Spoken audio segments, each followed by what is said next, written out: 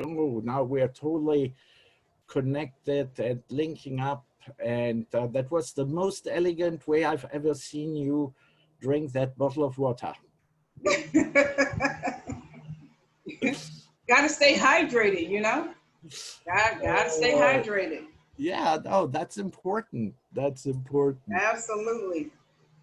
Mm-hmm. Oh gosh. Yeah. Anyhow, so how was your week? It's coming along pretty good. Just super busy. Um, you know, working, and I actually I'm working on masks, so I'm getting tons of orders. You know. Yeah, I know that. I Hey. saw it. You know, I posted even your teaser for the masks. You know, Mm-hmm. on LinkedIn and on YouTube, and I'm very glad this is, you know, working for you. Yes, it's coming along really well, and you know, I'm doing accessories also. You know, bracelets and Uh-huh. just all types of things. You know, because since you know the shutdown, people aren't really, you know, hey, they're not getting dressed up. Yeah. Ladies are not really wearing their stilettos and you know their custom pieces, but we'll get back to it real soon. You know. Well, it's very funny. And I just want to tell our viewers, you know, who might be watching us for the first time, Liz Russell, her full name is actually a fashion designer. And, you know, I'm in the real estate business and business brokerage. Um, but we came together, you know, to do the show and bringing interesting, you know, business people, CEO owners, employees, you know, to the show that we think they can bring something positive to your life or improve something. And today we have three very interesting people from all parts, you know, of America. I mean, we have like Niklas, Dahm, who is from Hawaii. Then we have Jeanette Espinoza, who is from Atlanta, Georgia. Yes. Rachel Moriarty, who is from San Diego County, Chula Vista, here in Southern California, where we are located in beautiful San Diego. Yes. I didn't hear you. I'm sorry. No. That's totally okay. You know, but so I'm going to get Niklas to join us first, All right. and well, we definitely have his picture here. That's for sure. Hello, Oh, Hi, Niklas. Nicholas. hi. Let me start. There we go. There you go. Oh How my goodness. wonderful! So from beautiful Hawaii, but which island? Hawaii. Nice. How long Yeah, have Wow. you it's been it's there it's now? the ugliest one of them all. Yeah. So how How long are you have guys today? Oh, we're doing great. We're doing pretty good. Mm-hmm. Very good. Thanks for having me. Hey, Well, thanks for coming. well, I would like to tell our viewers first why, you know, I was curious to have you on the show, and then you just tell us a little bit about you know, what you did in the past and how you ended up at MenuPoint where you're working now. I mean, I saw you actually on LinkedIn and you were presenting, you know, your new product. And I had come across something similar about now around 4 or 5 years in China, where you would actually go to the restaurant and you would have to put your phone on QR code, and then you would get the menu, you would do the order, and you would pay. So that's why basically you're here. So, you know, hey, mission accomplished for you, that's for sure. I didn't stop in China. No, it did not. It did not. So tell us a little bit about you, Niklas. So, well, I think for you listeners a little bit, obviously I've had the pleasure of knowing you, Eric, for a little bit. And usually when I got to see you, you were wearing a lot less clothes when we were going water skiing down in the we bay. know each other as toddlers. That's what you wanted to say? Yes, we do. So my past a little bit is I grew up in Germany and was very fortunate to be exposed to all different kind of things in life.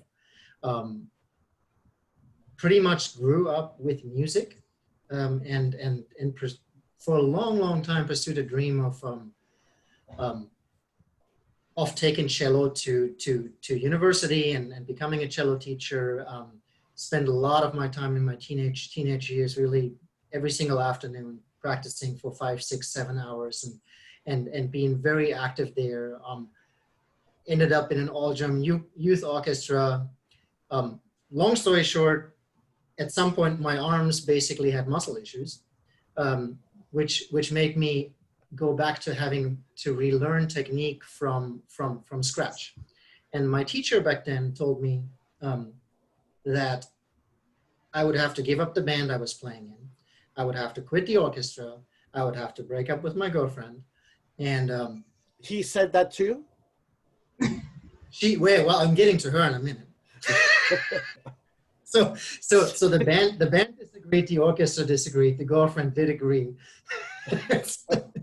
Okay, 50-50, I guess. But so ultimately, I decided that pursuing music at that time wasn't the right thing, and I was looking for other things that would allow me to be creative. And Eric, you know that I made a very bad choice at becoming a chef, thinking that I would be doing creative work. So I became a chef by trade, and spent years basically got out of the kitchen after the initial 3-4 years, went to the front of the house, spent a lot of times being fortunate to work in very prestigious establishments, working alongside great chefs. Eric, you know the Westgate well. You spend a fair bit of time there. So I have to say that until this day, I will always cherish that we were doing tableside cooking. You cherish that time just as much as I did, I think. Yeah, well, that was different times, it was a healthy competition between the chefs in the kitchen and the waiters out front, which had to cook tableside. But eventually, we just had to let the chefs do it, period. And it's probably better that way, because we did almost burn a lot of people's hair. So, but it was a good time, and I spent a lot of time in great hotels. Moved from the food and beverage side to the hotel operations side, and spent many years there. Ultimately, it brought me here to Hawaii, and I spent a lot of time on the Big Island. Had some exciting time at the King Kamehameha Kona Beach Hotel, which is the host hotel to the World Ironman Championship. Wow. Was there for 8 years, made very, very great connections, and have to say the Big Island, other than meeting my wife and starting my family and getting married there as well on the side, yeah, it just contributed a lot to what I see as values in my life now. It very much changed who I am. And from there, I pursued an opportunity here in Kauai to then ultimately run into my new company, which has now taken me away from hotels and hospitality for the first time in my life. Yeah, but hey, I know how that feels. It's not a bad feel. But now, tell us about that technology that I think for the States, it's really relatively new. And I could imagine that actually through COVID, that it kind of propelled you suddenly into the forefront, of restaurants.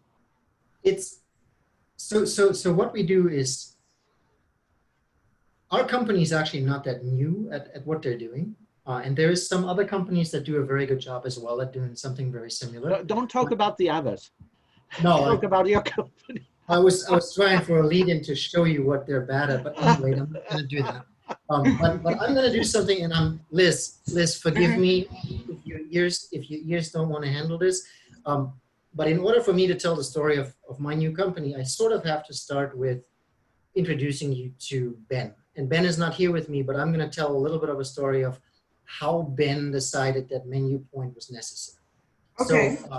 So I'm going to take this. I'm going to ask you to sort of imagine yourself on a pool deck somewhere in a beautiful climate. Could be Kauai, could be anywhere. So I'm going to take you to this for now.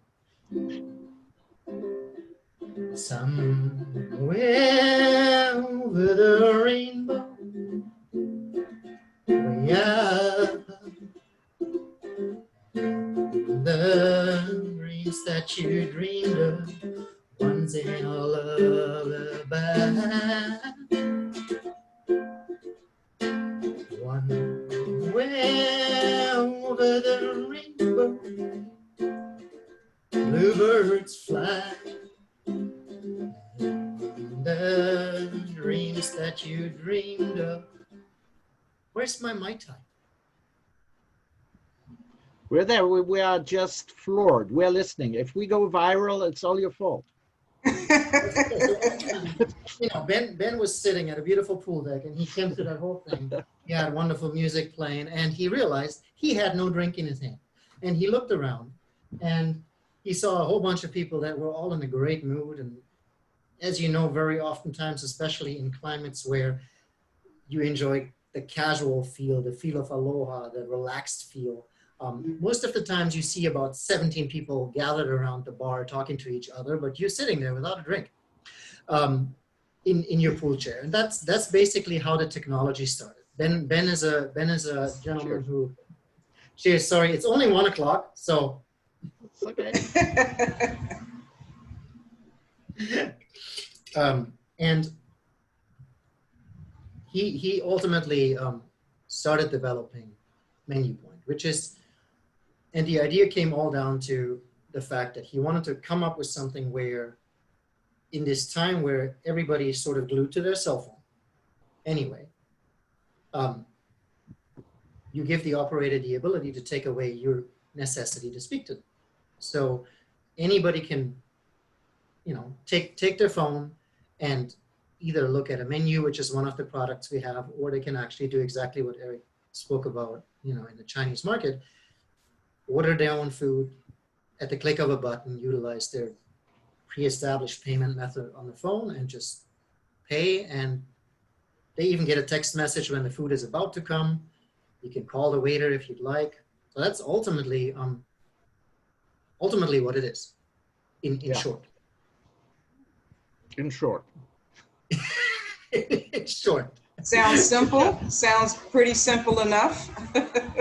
So, you know, after all, I want to give our listeners the opportunity, listeners and viewers.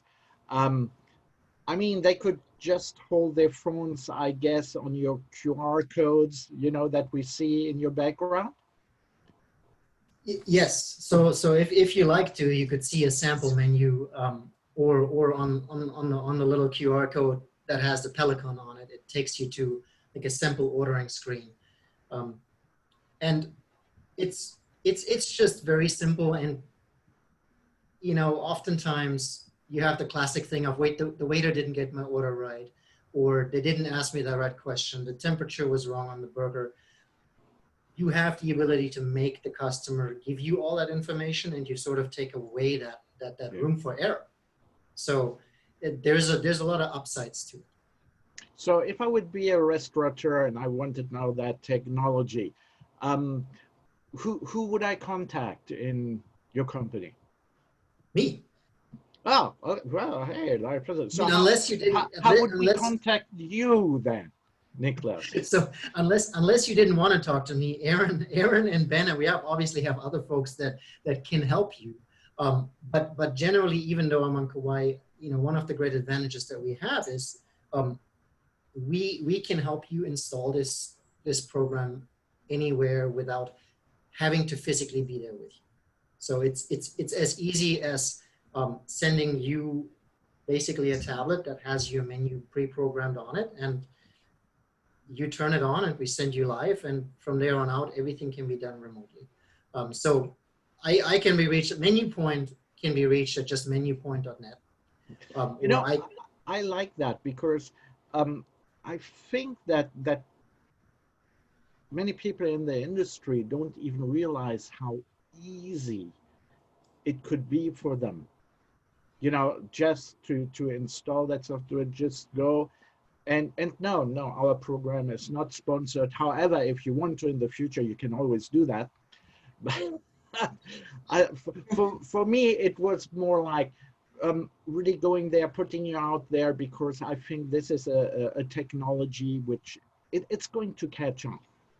Mm-hmm. And now with COVID, it's probably just going to catch on a little faster than it would have before. And from my personal experience, yes, of course, you will always have a certain type of restaurant who probably will have, you know, just a paper menu. But the reality is, you know, we all evolved so much, and we pretty much all have,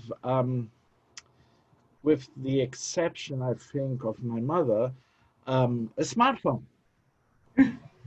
See, my mother now has one too, and she knows more emojis than I do. Yeah, I'm a bad boy. Maybe I just should get her one. But Is the app is it free? The app, or how do we get the app? The app is free. So the MenuPoint app itself is free, and we have the capability. So it's ultimately designed as an app, Mm-hmm. which you can download on your phone. But at the same time, a restaurant can also choose not to actually be on the app, but still have the same functionality available. So you could go and somebody could basically pretend like they have nothing to do with us at all. Mm-hmm. And just tell their customer, click on this link, and you're going to be able to order. So they don't have to associate themselves with them. We have that a lot. There are a couple of our properties, and you know, the hotel that I last worked at, the way we set up MenuPoint was to make it seem like it is housed within the hotel itself, instead of being displayed in public, so that the guest feels like they exclusively can order something. We have solutions set up for, you know, there's an apartment complex property that I'm working with right now on developing, like taking our program and writing it to where their residents can order from their cafe and have it delivered or pick it up. So it has a lot of versatility as to what we can do with it, and how it is. The app itself, yes, it's free for anybody to download. Okay. And then the great thing about the app is the more properties have the app, you as a consumer have, it's really easy. If you drive around in Kauai, you can see all of the different options of restaurants that are open on the app. And if you have used it one time, you just go, you order, you click, you pay, you tell them when you're coming, and you're done. Wow, that's pretty nice. That's great. Mm-hmm. Pretty ingenious. And you know, Eric was mentioning this a second ago. I think, you know, I worked in hotels for 25 years, and the number one item that everybody always talks about is obviously your labor cost. It's your hardest point that brings you, I guess, pain. The restaurant industry is not a very profitable industry, and your overhead is challenging for you to ultimately make profit. If it is used right, and I say this, I say that again, if it is used right, because it depends on the operator managing the tool right. It can absolutely reduce how many people you need on the floor, and it gives you the ability to give more drinks or food to more guests. Yeah, and especially faster. Like you said, you know, I don't have to wait, you know, for the service person to come. I put my order it, and they start preparing it, and then it's being brought to me. So I think in regards to time efficiency and well, the whole process is being streamlined. However, if you order the wrong thing, you can't blame the server anymore. That's funny. Yes, yes, you can't blame them. You can still, there is obviously, you know, it's. Oh, you mean there's a human factor involved? There is a human factor involved, and there will have to be a human factor involved. But it's really exciting for me because my younger brother works in Leverkusen, in Germany, Leverkusen. He works at the soccer stadium, and we're actually we could technically design our system to where anybody in a sporting stadium could sit in their seat. Yeah. And instead of having to get up and get their hot dog, you can get it brought to you. You know, same with movie theaters. Restaurants could basically partner with a movie theater and enable the clients in the movie theater to just order straight from the restaurant and get it brought to the seat or just to the door. So there's just a lot of possibilities to where, you know, it makes convenient money. There could be a lot of synergy, but it's really up to you as a restaurateur or business owner to see how far you want to go push. The options seem limitless, which sometimes also can lead that you know, a chaos within.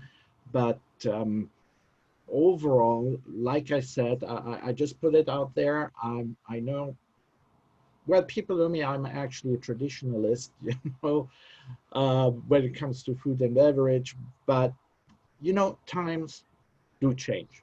They do change.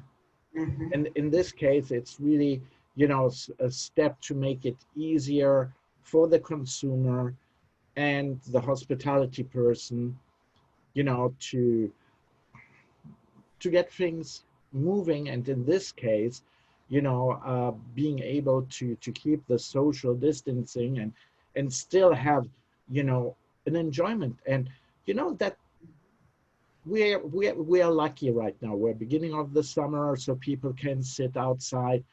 When the winter is coming, it's going to be a totally new ball game for everybody. But then, hey, if I can enjoy that at home, and I'm not just limited to some restaurants which can do it. For me as a consumer, hey, okay, it makes it at least more livable. And I remember that when everything basically closed at the end of March, right?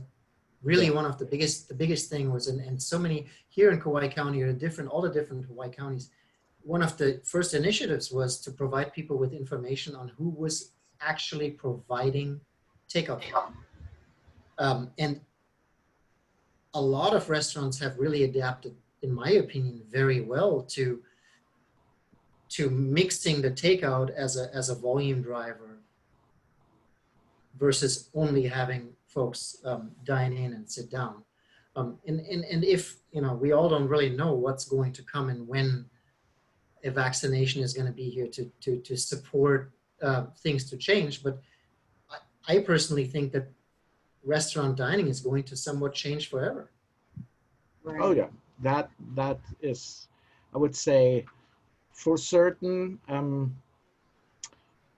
We'll see how much we like it, but the experience going out and enjoying that will not go away. It's just going to change and being readjusted and everything. And Niklas, please, I invite you to stay on if you would like. I mean, you can also. I need to. Rachel is going to be on the show, right? Yeah, Rachel Moriarty is going to be on the show. I know that you happen to know her, and so at the end of the show, you know, we have an open mic, and then we can ask each other's question. And Liz, please, I would like you to introduce Jeanette Espinoza, that I'm going to admit now. I mean, unfortunately, on Zoom they admit people. Right. All right. Are we ready? Ah, Well, there she Hello, is. Jeanette. Hello. How are you? Welcome, I'm welcome. well. Yes, everyone. This is Jeanette Espinoza joining us from Atlanta. She is an author and a speaker, and she is also an activist, and she is also the queen of self-care. I made this just for you. Ooh. A queen of self-care and self-love. That's That right. is perfect. Thank you. You're more than welcome. Love Thank it. you for joining us today. Thank you for having me. Glad to be here. Yes. So, Jeanette, could you start out telling us a little bit about yourself and about some of the books you have written? You have a really extensive career going here. Wow. Well, Mhm. thank you. I appreciate that. Thank you for You're having me. welcome. And I'm really zoning out to his background, which I wish I was there because it's raining in Atlanta right now. So I would appreciate Oh my the goodness. sunshine. Yeah, it's horrible. Yes, yay. I love it. I love it. So thank you very much, Liz. She's personally one of my sheroes, so very honored to be on her show. As she said, I am an author. I do have a day job, but I'm following my passion to write. And just a little bit of background of how I started that. And this will sound sad, but this is not a sad story. I am a domestic violence survivor. And obviously a very traumatic experience sort of propelled me into writing what I write about now, because I've written since I was like 7. And I thought I wanted to go into fiction, but I just couldn't get the book out. It just wouldn't come to me. I just had more of a desire to write about, my journey. So going through that experience was obviously very demoralizing. I kept it a secret from my family. And so climbing out of that situation, I had to really rebuild my confidence and learn how to love and care for myself. And it was quite a journey. I mean, I went through therapy, read a lot of books, but I learned a lot of valuable lessons that I thought would be, of use to other women. A lot of women go through domestic violence with a lot of shame. They don't tell anybody. They're suffering in silence. And I wanted to kind of be not the face of domestic violence, but just a voice, like a beacon for people to be able to come to and talk about their experiences and just to kind of help them get to a better place of, feeling stronger, feeling more confident, and, understanding that they do have the power and the ability to remove themselves from that situation. So the first book actually started off as therapy for me. I started writing positive affirmations and, posting them around the house, sharing them with my girlfriends. And my sister told me, she was like, you should turn that into a book, because I would write the positive affirmation and then write a message underneath. And so that literally morphed into a affirmation book of 365 days of original quotes and positive messages. So that was the first book. It's called Jeanette's Jewels, which is also the name of my book. And the second book is entitled Beautifully Imperfect. And it was pretty much me telling my story and relating different things that happened in my life to, present day and situations that other women can kind of relate to and use in their lives. I experienced homelessness, lost my job, depleted my savings, and I'm raising 2 children in the midst of all of this. So that book was basically just me being completely open about my journey and just kind of, teaching how I went from that position to, being able to be self-sufficient today. And the most recent book, which is called Rock Your Crown, which Liz appropriately has the crown, is just basically speaking to women from the perspective of a queen ruling her kingdom or her queendom, and teaching how to make sure that she surrounds herself with the right kind of people to help, uplift her, keep her cup full, keep her spiritually fed, and to make sure that, it's just a connection of positive energy around her. So That's it. Right. Wow, You know, that's powerful. yeah, very, very powerful, you know. And now, since we have, you know, the stay at home, you know, in place again, you'd be surprised how many women in particular, any woman, they go to work to get away, you know, and now they can't go anywhere. Right. So hopefully you'll provide us with like a hotline later, you know, if that's somewhere that someone, if they need to reach out, you'd be Absolutely. surprised, you know, who is in need right now, because like I said, you know, we have to stay at home, and a lot of women, and some men too, but right you know, a lot of women are in situations where it's just not a good, you know, it's not a good situation. Absolutely. Yes, absolutely. And you teach self-love. That's how we become successful first, is learning to love ourselves. Correct. Because like you said, you have to have your cup full in order to, you know, assist someone else. Right. And I definitely stress the importance of unconditional self-love.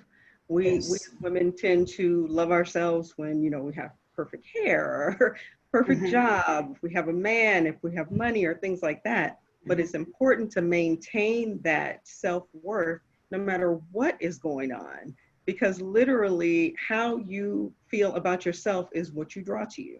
And I mean, I know it's basic. Everybody's talking about empowerment right now and energy. But what I want people to understand is that energy is very real. And literally your thoughts, what you think, how you carry yourself, what you feel about yourself, that is what you draw to you. And the women that I speak to, I tell them, you know, if you feel like you feel yourself going through these patterns, the only common denominator is you. So you have to ask yourself, you know, what kind of energy am I putting out? What am I doing? Am I, you know, valuing myself? Am I teaching people how to treat me by how I treat myself? Because you can only go by what you present. So you definitely have to be putting your best foot forward. But I don't believe that fake it till you make it.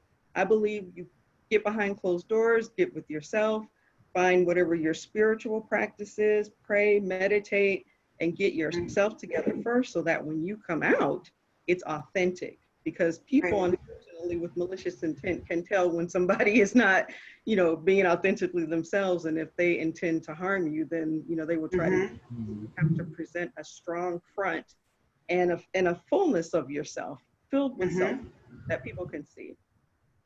Exactly. We definitely don't want to overlook you fellas. You guys can jump in at any time. No, yeah, come on in. When you Usually were when I hear people talk about hair, I zone out.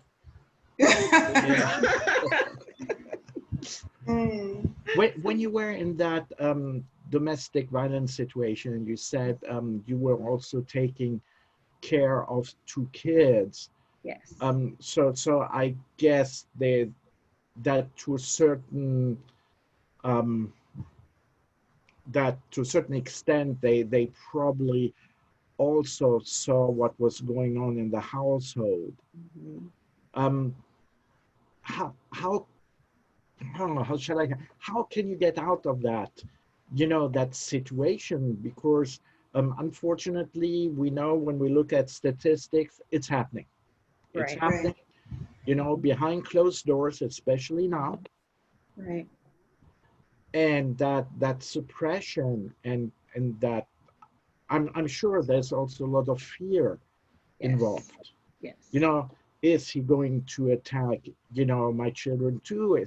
Is he going to use my children against me? When comes that point where you build up enough energy, you know, to break through? Because that's, after all, you have to get to that point that you got to is it just self-realization, or? Well, for me, it was a particular incident that terrified me. My children are adults now. They're both college grads, thank gosh. As a matter of fact, my daughter is on a Zoom call right now. So if you hear loud screams, it's her because she's in another room with a very lively conversation. But they were 6 and 8 at the time. I have a son and a daughter.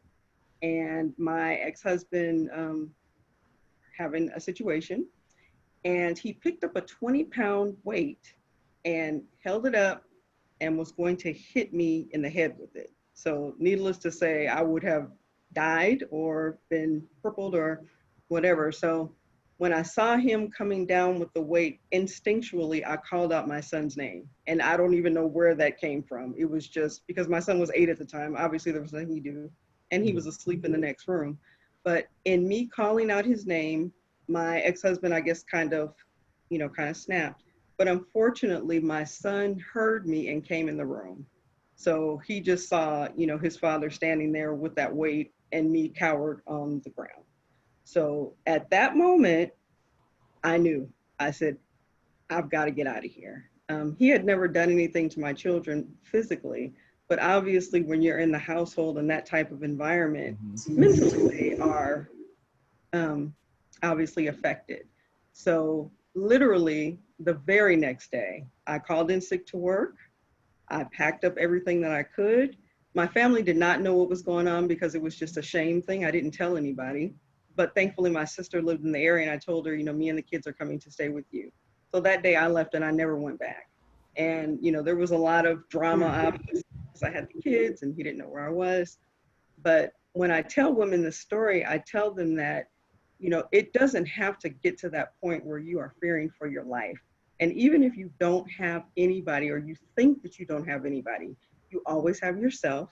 And particularly if you're a mother, you always have your children.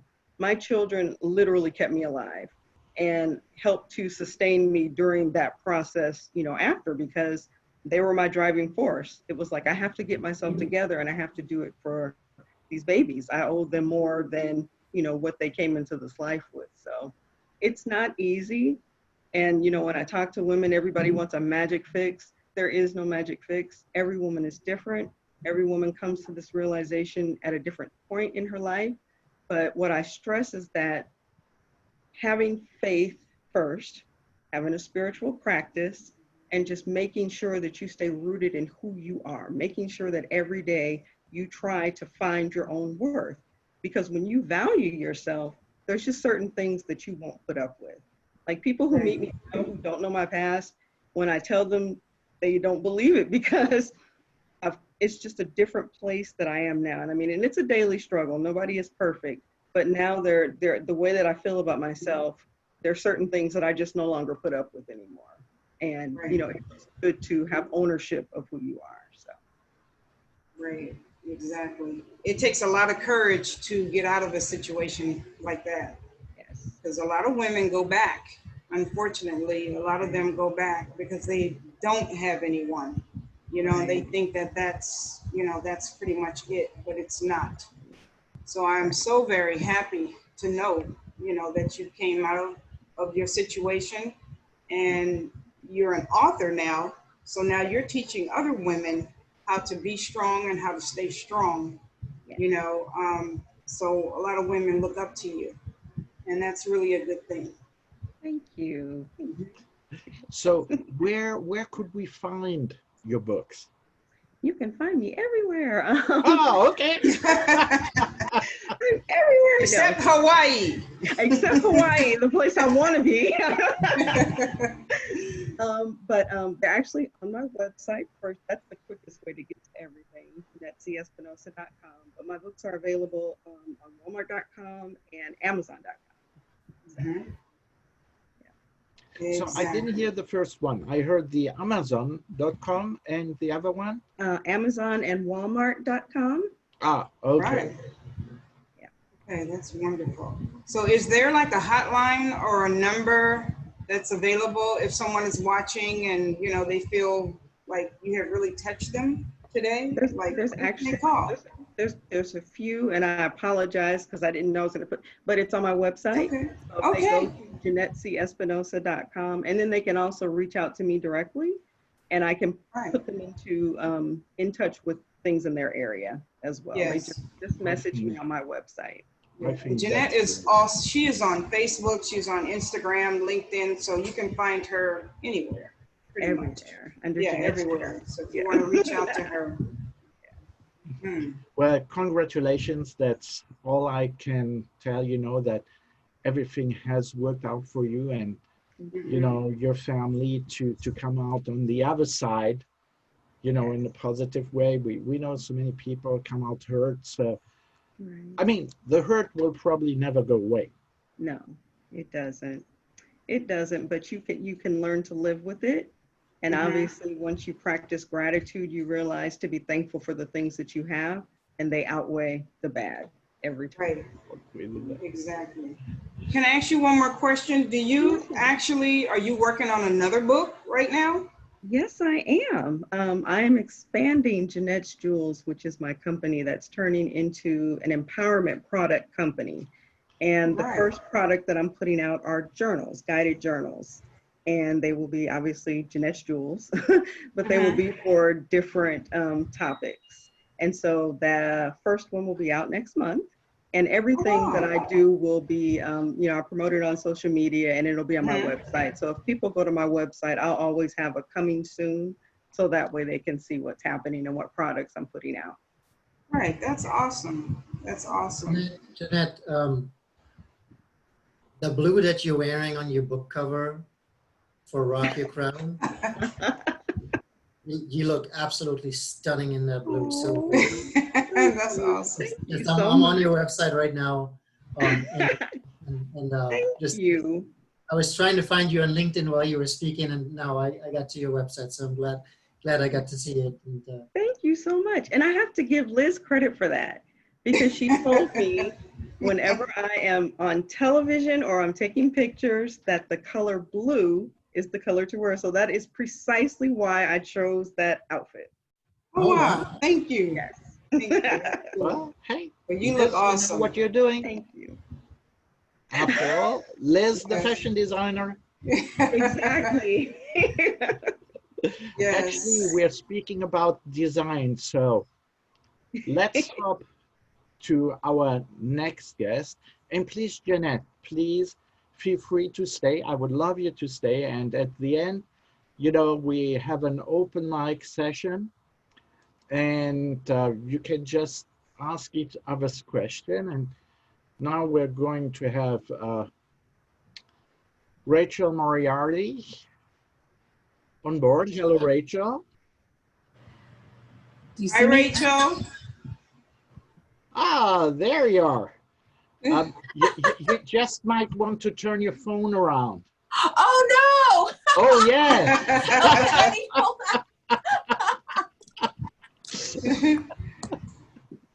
Hold on, let me switch the. Oh my gosh. Okay, here we go. How am I now? Better? You are great. There you go. All right. Yes. Let me give we can Niklas a see- little hang loose. Yeah. Well, Rachel, I mean, you have a great story. From when you wanted to become an interior designer to now have become an award-winning, interior designer. And I can only point out that you want to see someone's website, and you feel your website is not so professional. After you see Rachel's website, you're going to be, oh shit, my website is so not professional. Thank you. Thank you. It's true. I mean, it's great. It has a lot of content and, of course, all your awards. And I would like you to just give our viewers, a little story, how you got to be where you are. Yeah, well, I've always been a creative. And during the economic downturn in 2008, I actually went and totally took a left turn and went into private banking. I stayed there for 8 years, and that was like I definitely am happy I did it just for the business side of things. But I started side hustling. I started missing the creative aspect to it. So in 2014, I started side hustling and taking on design projects for friends and family. Social media was just kind of like taking off, and I would literally just post little pictures of me putting a pillow on a sofa or fluffing a bed or, doing something like that. And I started getting little jobs. And by the middle of 2015, I had enough momentum to quit the banking industry and start Rachel Moriarty Interiors. Mm. Yeah. That's the fast track, really. That's the fast track. Yeah. Yeah. I mean, what is so interesting That's is awesome. that you have so many different styles, of Yeah. interior decorating. Yeah. And I would just like, when I looked at it, on your website, it's like, the bachelor pad, etc., etc. So very themed, but very expressive pieces of interior design. Yeah, well, it's super important for me to go into someone's house and visually tell their story. And I don't ever want to leave someone's house and someone know that Rachel Moriarty's been there. I want it to be a reflection of them. I think, though, the one thing that might be the through line through all of my projects will be the use of my color. I use color a lot, even in bachelor pads. But, living in Southern California, I could be working on a mid-century home one day. I could be working on a 10,000 square foot home in Rancho Santa Fe, a beach house in La Jolla, so it really, really depends on my clients, the architecture, my client, their lifestyle, and their likes. I mean, I'm just amazed, because I've been following the story, and it's good to see, because we are interviewing a lot of women in business, on this show, and for me, it's great to see that there's so much momentum out there, for women to find their place in the business world and to do that step, to go out there and say, hey, you know what, I have it in me, which before was like kind of, that dominated men's world. So it's great to see that. And, I look at Liz here at the screen. And Liz is rocking some tassels today. I'm gonna have that necklace. All right. It looks like something you would love too. Yes. Yes. The whole show I've been like looking at that. All right. Well, you know what, Rachel? I have a question for you. How hard is it to get you to convince your client not to be afraid of color? Okay. Yeah. So one of the things I specialize in, I'm actually also a #1 best-selling author on Amazon, and I have a book on marketing for the design and staging industry. I mentor interior designers on basically personal branding, because that's really what we are. A lot of people hate that word, but that is what, the minute you hang your shingle out with your name on it, this is your brand, right? Right. So one of the things I do, and I'm really careful about, is putting out a lot of color on social media, wearing my brand. Eric knows, I mean, really, I'm an introvert in a homebody, but I dress as an extrovert because I love color. I love to use color. Everything I put out is very colorful. Everything on my website is very colorful. Even if the project wasn't necessarily so colorful, I'll get in these tight, shots, and that's what I share out, because I'm kind of saying minimalist need not apply for a design project here. Right, exactly. So, but to answer your question, so I put out a lot of color and a lot of like maximalist style. I'm really magnetizing my ideal client to me is what I'm doing. So they come to me to get them to add color to their home. But even after the service agreement is signed, even after the retainer is paid, there's still that point where they start backpedaling a little bit, and they're like, well, you know, I don't know how much color I like, and you know, so they come to me to get them out of Browntown, I call it, because you know they have wood furniture, travertine floors, you know, beige carpets, beige walls, you know, and they're like, please get me out. I made all these safe decisions, help. And but once we get the ball rolling, they kind of get cold feet, and then it's my job to just gently guide them through the process. Okay. Yeah. Because I like to gently guide them through the process. Gently twist their arm behind their back. Yeah, I love your mix of color and your, you know, the different patterns. It's amazing. I've actually spent a lot of time on your Facebook and your Instagram, just getting, you know, inspiration. Beautiful. Thank you. Absolutely beautiful. Thank you so much. It's fun. Well, Liz, I think it's time that you design something for Rachel again. It's been a long time. It's going to be a much bigger size than the first one. I wouldn't say that. I got the COVID-19 right now, for sure. Oh my goodness. Yes, this is awesome. So do you have any tips for people who are trying to, I'm really speaking about myself, trying to get organized, trying to organize your space? What do what are a few, tips? Yeah, really at the end of the day, if the main thing I would say is, really like kind of empty things out and then edit things as you put it back in, and just use a strong editing eye. Clean, clean, clean. I always say you want to change up the energy in your space immediately, declutter and clean.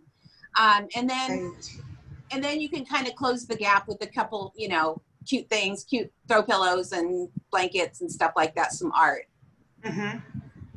Okay. Yeah, and if you need more help than that, I'm happy to help you. I will be giving you a call for sure. Yeah. I'm like, yeah, so decluttering is still a thing. Decluttering is still a thing. Well, decluttering is always a thing. Yeah. Mm-hmm. Even for a maximalist, I'm a curated maximalist.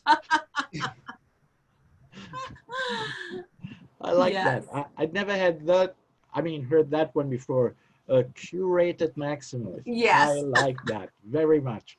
I'm probably an uncurated maximalist then. Right. I'd agree with that. Yeah. So Rachel, can you share with us one of your biggest moments that you just kind of treasure, that, one of your really cool moments that you've had in your career? Oh my gosh. You have so many. I think it's just I think one of the, a pivotal moment I had, so when I quit corporate and I was laying in bed one night and I had taken the summer off with the kids. Mm-hmm. And what happens is when you stop marketing, your pipeline dries out, right? So It was about 6 weeks after summer, and I noticed that I was getting ready to close up on projects and I didn't have anything new. And I was sitting in bed and I literally got this download that said, Rachel, get up tomorrow and start doing a Facebook Live. And it had just come out. It literally just come out. Mm-hmm. And I was laying in bed and I'm like, you got the wrong girl. I'm not the one, all this stuff. Mm-hmm. But I'm very motivated by public shame. So I got on Facebook. I flipped on live. And I said, I'm going to be, giving myself a 30-day challenge. I'm going to come on here and talk about design and decorating tips. If you have any questions, let me know, PM me. It ended up that 30 days turned into 60 days to 90 days. And I ended up doing a year and a half straight a Facebook Live 7 days a week. And following that little intuitive voice that night has basically changed my career. My pipeline has never dried up. It provided opportunities like the book that I wrote. I mentor a community of 2,000 interior designers now. I'm a global brand ambassador. I am a High Point Market Style Spotter, which is the biggest furniture market in the world.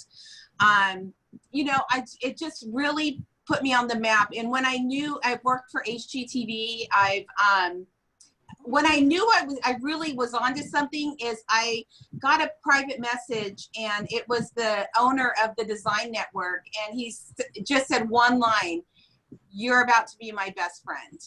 And it was then when I realized, because you can see like how many views, like, you know, you watch your numbers on YouTube and you watch it grow, and you're like, who are these like 100 people or whatever?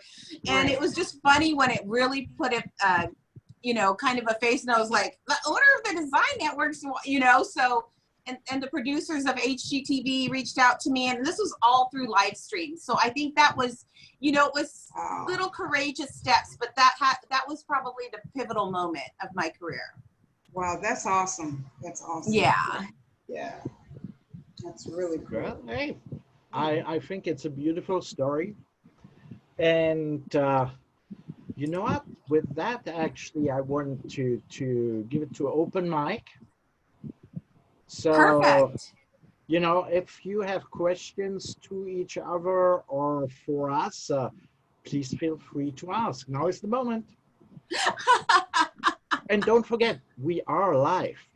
Well, I know, I was watching. I've been watching the whole time. It was great. Right. I love it. And I love Nick's app. I'm so excited. I'm so proud of you. Super awesome. Thank you, Rachel. Good to see you. You're welcome. Good to see you too. I hope you don't take offense. I am going to do whatever I can for my wife not to see the end of this show. I have remote services, virtual services. If my son sees that Batman design that you have on your website. Oh, yes. Oh, my gosh. That's fun. Kids' rooms. I got to ask a question. On your kitchen design, the kitchen remodel. This is weird. Eric, I don't know if you've seen it, but there is a kind of a bruschetta on that picture. Do you remember that from your website? A bruschetta? On the tuxedo Oh, kitchen. yes. What is that? Beets. It's like a beet something. Oh my God. That's a beautiful, I mean, I know it doesn't show much of your actual kitchen, but it's a mesmerizing picture. But that's a perfect example where I did a black and white kitchen, but I showed color, you know? And so you see what I'm talking about? Yeah, that's a perfect Jeanette, example. Just to put you a little bit into that dynamic, you know, Rachel and Niklas about 15 years ago used to water ski together. Okay. So just because I know it, if someone's there that's just like, yeah, and I was driving the boat because I can see already Niklas wanting to say I drove the boat. It's okay. All good. We hurt people back then. We really did. Well, So Rachel, I fun. just want you to know that you have a new fan and possibly a stalker. Oh, Because I'm all over your Instagram page. I'm already following. Isn't it? It's beautiful, isn't it? It's absolutely gorgeous. And I saw your website too the other day, and I was just like, I have to take mine down because it's the most beautiful website I've ever seen. Yes. Guys, thank you so It's much. I gorgeous. actually built my website, so thank you so much. Goodness. I'm so appreciative. That's Okay, well, cool. we might need to talk offline. Are you still building websites? It's beautiful, but you're just absolute. This is gorgeous. And just the minute you started speaking, I was like, oh, her energy. I just wanted to listen. Yes. So inspirational. I love your story, your energy, Thank you. just everything. Oh, So thank you. all You these too. parts, it's me. I'm not crazy, but I really do like it. Oh. Thank you. This is awesome. Okay. And Liz, I've been connected with you since it's almost 20 years, I would think. Yeah. More? Something like that. It's been a More. while. I think maybe More. the first show that I did at the Westgate, and that's close to 20 years. Oh my God. Yeah. I still remember that outfit I got from you. It was Oh, white. yeah. It was so cute. Exactly. Both of them. Yeah, they look gorgeous on you too. Yes. You got classics. You got So classics. fun. Yes. Yes. Love it. Absolutely. Absolutely. This is great.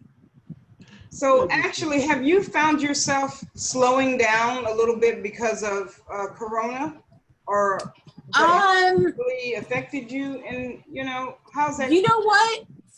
Funnily, it's actually been the opposite. So I mean, I think everybody hit the brakes a little bit right in the beginning, just when people just didn't know what.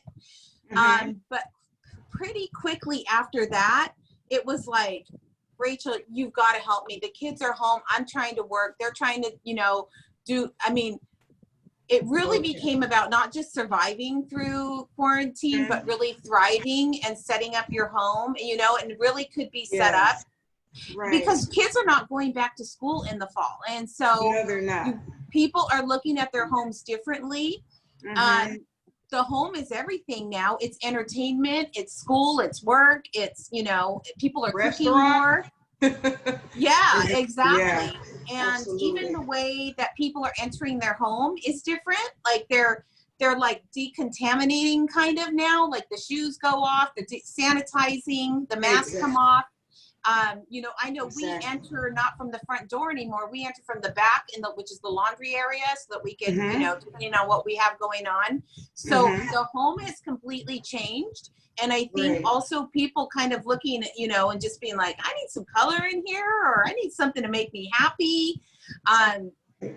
Yeah. So it's been a lot of like smaller, like it's not like the big full scale, but just a lot of people like my home is chaotic. Everything, my life, I need to just get control of something. So, so they don't turn to alcohol and food. Exactly. What are you talking about? Exactly. I'm talking from personal experience too. Yes, so good. That is funny. But one thing you touched on actually caught my attention. And I think it's because that's something I actually don't do. When I come back home, I really don't consider if I'm coming through the front door or the back door. But now that you've said, actually you should have something like a decontamination area. Yeah. Mm.